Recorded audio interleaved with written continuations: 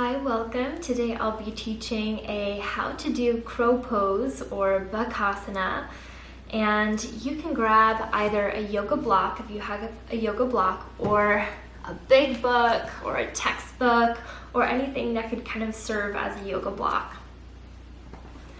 We'll get started today on our backs. So coming into a reclined position with your feet firmly planted,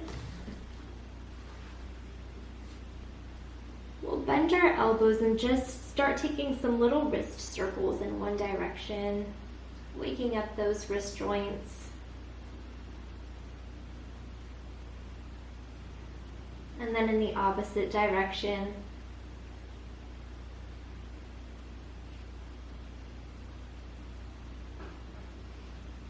Finding wrist flexion and extension, pointing and flexing the wrists.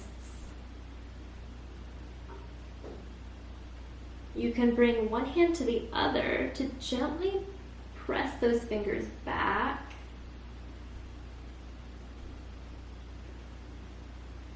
And using the other hand for the other side.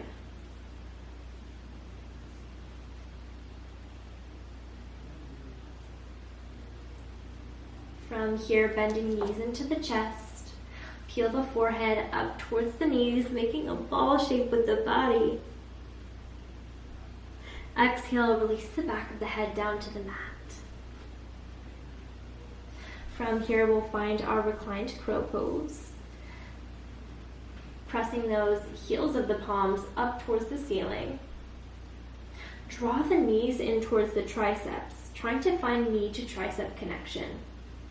The insides of the knees will be hugging in towards those arms, towards those triceps. Keeping the toes pointed and big toes towards one another here. From here, find a little engagement in the core as you gently peel the head and shoulders up and off the mat. Pretend you're pressing the floor or sky away from you here. Exhale, release the back of the head down. 2 more times. Inhale, lift, pressing up through the heels of the palms, finding an engagement in the core, pressing those inner thighs towards your triceps. The back of the head comes to rest. 1 more time. Inhale, draw the heels of the palms up, knees hug in. Release the back of the head down. Draw the knees in towards the chest, gently rocking side to side.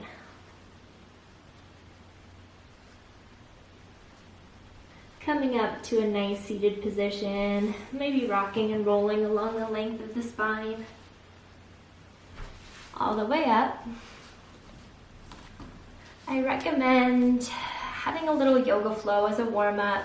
So if you'd like to really warm up the body, I'll start by linking our video up here in the right, and this is a good video to just get the whole body ready and primed for your crow pose.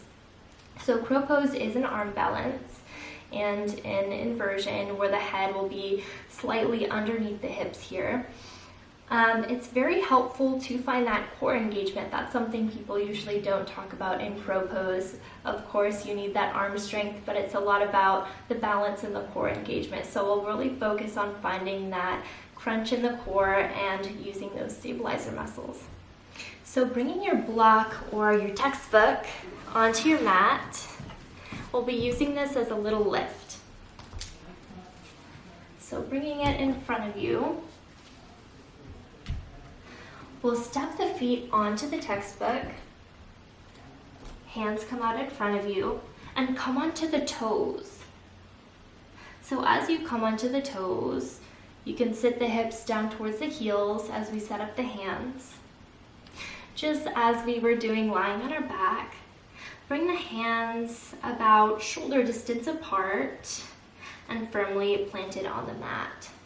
So in our crow pose, we'll be shifting our weight forward. So really shifting our weight into those fingerprints, the balls of the fingers.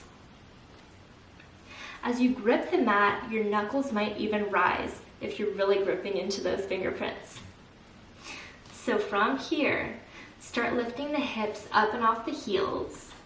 We'll draw the knees onto the triceps as close as you can get them. You might have to walk your hands in a little bit further. Make sure both the fingerprints and the palm of your hand are firmly planted. As we move into crow pose, we'll start shifting our weight forward, finding as much of the knees or shins on the arms as you can. We'll hug the elbows in and start shifting the weight forward. The gaze is out and about 1 or 2 feet ahead. Really getting that gaze ahead is key here. As you shift your weight forward, we'll naturally maybe lift the toes of one foot, maybe the other, and drawing the heels in towards the glutes. The focus here should be on weight distribution forward. So if you gaze forward, you're gonna go forward. If you're scared about falling on your face or head planting, I would put a pillow in front of you just so you feel safer and that you know that that cushion is there for you.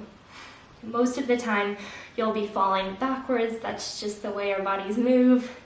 So I want to reassure you that most of the time you won't face plant, but if you want a pillow in front of you, feel free to do so. So finding our crow pose one more time, palms plant in front of us, gripping into those fingerprints. Inhale, sit the hips up off the heels. Start shifting your weight forward, knees. Come into contact as high on the arms towards the armpits as you can. As you shift your weight forward, elbows will gently bend, gazing about 2 feet ahead on the mat. So don't find your feet hopping here. Don't try to force the feet up. As you shift forward, the weight will naturally lift off of your feet and you'll feel the natural lift off the ground. So it might be kind of more intuitive to see if you can hop into it, trying to hop the feet up. You won't be able to stay that way, so you definitely want to feel that shift forward. It's more gradual. And once you find your weight distribution forward, the feet will gently lift. So you can keep trying this as many times as you like, maybe even without the book or block. You can move those to the side. And you can get into it much the same way, just from the ground. So hands plant in front of you. Inhale to lift the heels, the hips off of the heels, shifting forward, knees or shins onto the triceps, gazing down and ahead. Weight forward, slowly lifting the toes of one foot, followed by the next. Bakasana, crow pose. Thank you for joining class today. Please feel free to leave any questions or comments or suggestions for a new video in the comments below.